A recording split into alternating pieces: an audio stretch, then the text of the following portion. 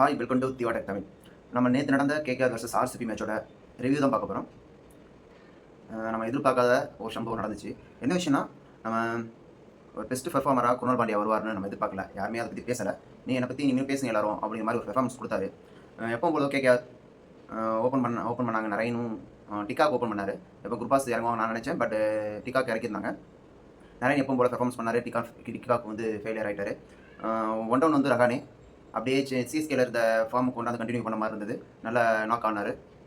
But எங்கே நரேனும் டிகாக்கும் நல்லா ஒரு பார்ட்னர்ஷிப் கொண்டு போயிட்டு இருக்கும்பொழுது ஒரு பிரேக் த்ரூ எடுத்தது வந்து குணால் பாண்டியா. குணால் பாண்டியா வந்து நேற்று செம்மையாக போட்டார். ரொம்ப டர்ன் ஆகலை. ஸ்பீடாக தான் பால், அவர் விக்கெட் எடுத்த எல்லா விக்கெட்டுமே ஸ்பீடாக தான் பால் போட்டார். குணால் பாண்டியா மெயின் பிரேக் த்ரூவாக இருந்தார் கேகேஆருக்கு. ஆர்சிபிக்கு வந்து ஹேஸ்லேவுட் ப்ளஸ் குணால் பாண்டியா ரெண்டு பேருமே நேற்று மேட்ச்சில் செம்ம பெர்ஃபார்மன்ஸ் பண்ணாங்க. அவங்க மேக்ஸிமம் வின் பண்ணுறதுக்கு அவங்க ரெண்டு பேரும் நிறைய ஹெல்ப் பண்ணாங்க.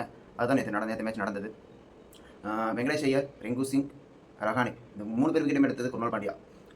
நம்ம குணால் பாண்டியா அப்படி பெர்ஃபார்ம் பண்ணுவார்னு யாருமே எதிர்பார்த்துருக்க மாட்டாங்க. பட் அது நேற்று மேட்ச் நடந்தது. இப்போ இதுக்கு முன்னாடி உள்ள ஸ்டாட்டிஸ்டிக்கெல்லாம் தேவையில்லை. அன்னைய மேட்ச் யார் நல்லா பெர்ஃபார்ம் பண்ணுறாங்களோ அதுதான் அந்த மேட்சை நிர்ணயிக்க போகுது அப்படிங்கிறது நேற்று மேட்ச் வச்சு எல்லாம் தெரிஞ்சிருக்கும். ஆர்சிபி டீமில் குணால் பாண்டியா 3 விக்கெட் எடுத்தாங்க. ஹேஸ்லேவுட் 2 விக்கெட் எடுத்தாங்க.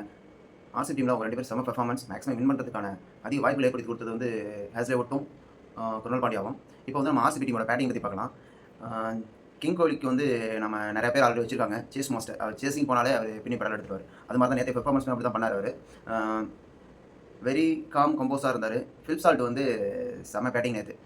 ஃபிலிப் சால்ட் வந்து ஆல்ரெடி இங்கிலாண்டில் வருண் சக்கரவர்த்தி ஹேண்டில் பண்ணதும் நேற்று ஹேண்டில் பண்ணது டிஃப்ரெண்டாக இருந்தது. அக்ராஸ் லைன் போகவே இல்லை. வருண் சக்கரவர்த்திக்கு எதிராக டேரெக்டாக ஸ்ட்ரைட் பேட் தான் போட்டார். மேக்ஸிமம் அதுதான் அவர் நிறைய ஹெல்ப் பண்ணிச்சு ஓவரில். அந்த ஃபஸ்ட்டு ஓவர் தான் அவரை விக்கெட் எடுக்காமல் பண்ணதுக்கான ரீசனும். ஏன்னா ஃபிலிப் சால்ட் வந்து அக்ராஸ் லைன் போகவே இல்லை. ஸ்ட்ரைட் அண்ட் 4 அடிச்சார். ஒரு 6 ஒரு 4 அடிச்சார். அப்புறம் வருண் சக்கரவர்த்தி வர ஈஸியாக ஹேண்டில் பண்ணிட்டாங்க. வருண் சக்கரவர்த்தி ஹேண்டில் பண்ணது தான் அவங்களோட வின்னிங்கு மேக்ஸிமம் காரணம்னு நான் நினைக்கிறேன். நேற்று மேட்ச் வரையும் ஒரு அன்றைய டேயில் யார் நல்லா பெர்ஃபார்ம் பண்ணுறாங்களோ அவங்க தான் மேக்ஸிமம் வின்னிங் பண்ண வாய்ப்பு இருக்குது. ஸ்டாட்டிஸ்டிக்ஸ் தேவையில்லை அப்படிங்கிறத நேற்று மேட்ச் ப்ரூவ் பண்ணிச்சு. ஓகேங்களா. இதுக்கு முன்னாடி வரையும் நடந்த 4 மேட்சுமே கொல்கத்தா ஜெயிச்சிருக்காங்க. ஓகேங்களா. லாஸ்ட் 4 மேட்ச்சில். ஆனால் இந்த மேட்ச் ஆர்சிபி வின் பண்ணியிருக்காங்க. ஓகேங்களா. இது அதுதான் காட்டுது. ஓகே.